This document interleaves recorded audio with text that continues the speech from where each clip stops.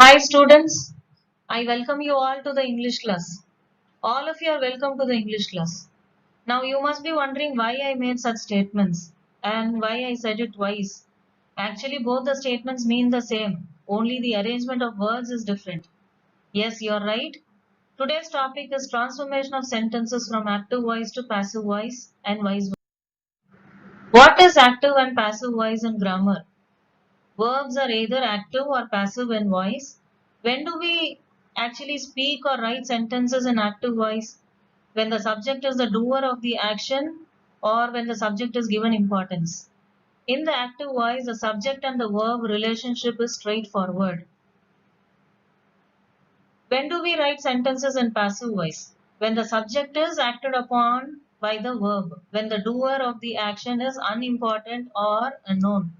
For example, the man was treated at Gandhi Hospital. It is understood that who has treated the man. Or to avoid blaming anyone, the lamp was broken. Sometimes when we change a sentence from active to passive voice, it becomes clumsy. Suppose when I say a bowl of curd was passed to me by her. Clumsy, isn't it? So in such a case, it is better to use active voice. She passed me a bowl of curd. We make sentences in passive voice when we have to describe processes. First, the apples are picked, then they are cleaned, and finally they are packed and shipped to the market. When we have to talk about general thoughts, opinions, and beliefs, we make sentences in passive voice only. It is believed that the inflation will remain steady. The brave are admired everywhere. It is understood the people admire the brave. Skin cancers are thought to be caused by excessive exposure to the sun. We also make sentences in passive voice when we talk about events in the history. Nehru was elected the first Prime Minister of independent India in 1947. Let me give you one more example. Many European countries were invaded in 1939, which actually initiated the Second World War. When we also talk about crimes and accidents, we make sentences in passive voice. Now let's see how to transform sentences which are in present tense. Now look at the first sentence. Ria writes a letter. This sentence follows the S verb pattern. What is the subject here? Who is the doer of the action? It is Ria. It is the subject. And what does she do? She writes. So this is the verb or the action word. A letter is the object. What is an object? An object is a person or a thing that is acted upon by the subject. So when you transform the sentence into passive voice, the subject and the object will interchange their positions. A letter being the object here comes to the front and Ria being the subject here goes behind, preceded by the preposition by. A letter is written. As this is singular, we use is. The past participle form of write is written. And we should also note one thing, the determiner used here, the article used here is a, and we should not replace that with the. It should be a letter. Now the second sentence, thousands of tourists view the Grand Canyon every year. Thousands of tourists is the subjects. What do? They view. What is the place which is being visited? The Grand Canyon. That is the object. So put the object in the front. The Grand Canyon, as it is singular and present tense, we use is, and the past participle of view is viewed by. The subject becomes the object in the passive voice. They are decorating the house for the party. Now this sentence is in present continuous tense. The subject is they. The object is house. What are they decorating? What is being decorated? The house. So the house comes to the front. The house is being decorated. We use being because we should not change the tense of the given sentence. It should be retained as the present continuous tense only. Is being decorated for the party by them. Now why did I write by them in brackets?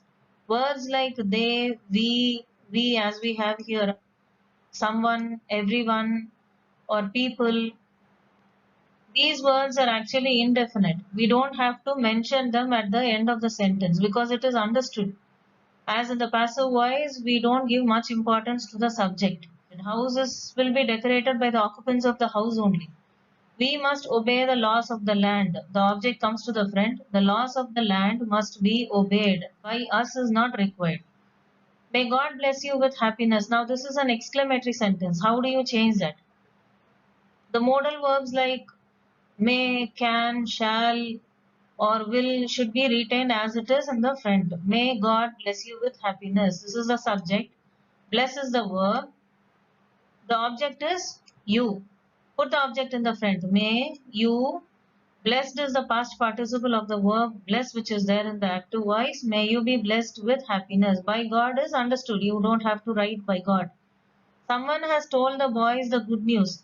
Now this sentence, see the verb has told. This sentence is in present perfect tense. So who had received the action? The boys. It is the object here. Who had told them? It is someone.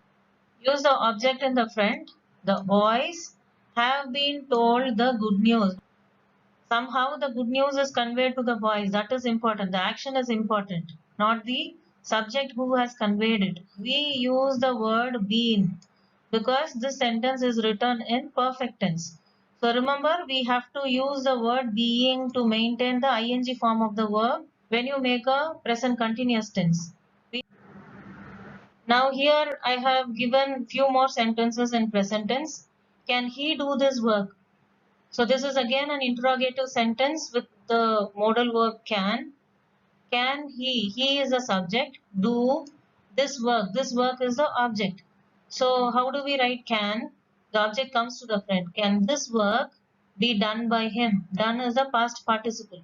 Can this work be done by him? He, the subject in the active voice, becomes the objective pronoun in the passive voice. Now, do it at once. It is an imperative sentence. What is an imperative sentence? The sentences which we make when we have to give instructions or advice, or when we have to request somebody, or when we have to make an order, we make sentences an imperative. Do it at once. Do is the verb. It is the object at once. So there are two ways of writing the sentence in passive voice. So this is the pattern which we follow. Let plus object plus be plus the past participle form of the verb. So this is the rule which you have to follow. Let it be done. There is also another way of writing. So whom are you talking to? You tell someone. You are asked. It depends upon the sentence which verb you use here. You are asked to do it at once. Don't touch it. It's a negative sentence. So the same pattern follows. Let it not be touched. Let plus the object plus be plus V3 form of the verb. As it is a negative sentence, we also have not here. You are not allowed to touch.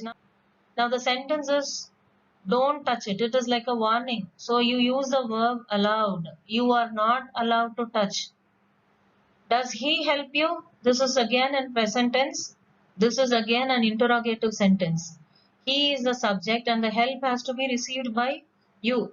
So the object comes front and the subject goes behind. It becomes the objective pronoun here. He becomes him. You, when it is put in the front, you use the helping verb are. So the V3 form again is helped. Who teaches you English? Now we have two objects here. English is the direct object, you is the indirect object. The questioning word who should be replaced with by whom when you transform the sentence. The other WH words like where, when, why should be retained as it is. The word who should be replaced with by whom. Actually, there are two ways of writing the sentences in passive voice when you have double objects.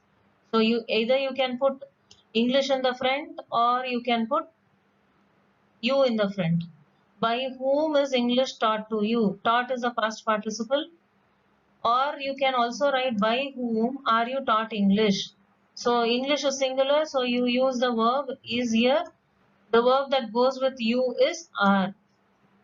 The next sentence is where can you hide this parcel? Where, as I told you earlier, it should be retained. Where can, what has to be hidden? The parcel, that is the object.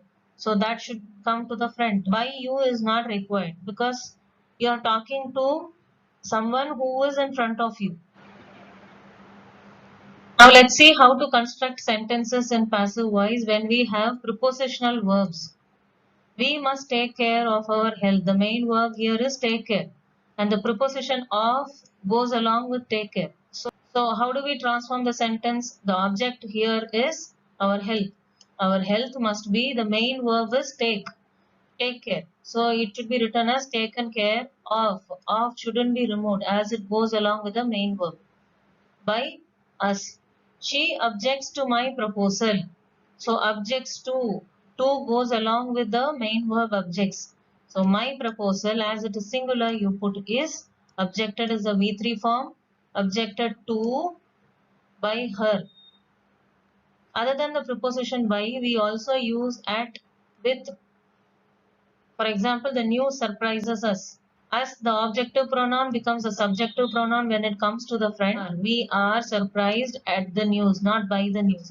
His behavior disgusts me. Me, the objective pronoun, becomes I, the subjective pronoun, and am. I am disgusted with his behavior. Now, how do we transform a sentence when we have infinitives? I have to do this work. To do is the infinitive. The object here becomes a subject here. This work. Work is an uncountable noun. You cannot say I have done 2 works, I have done 5 works. This work has to be done. Done is the past participle of do. So you write has to be done by me. I hope to overcome my difficulties. To overcome is the infinitive. I hope, the object there, my difficulties come to the front. I hope my difficulties to be overcome. So we discussed how to transform sentences which were in present tense. So in the next video, let's discuss about how to transform a sentence in past tense and future tense. Thank you.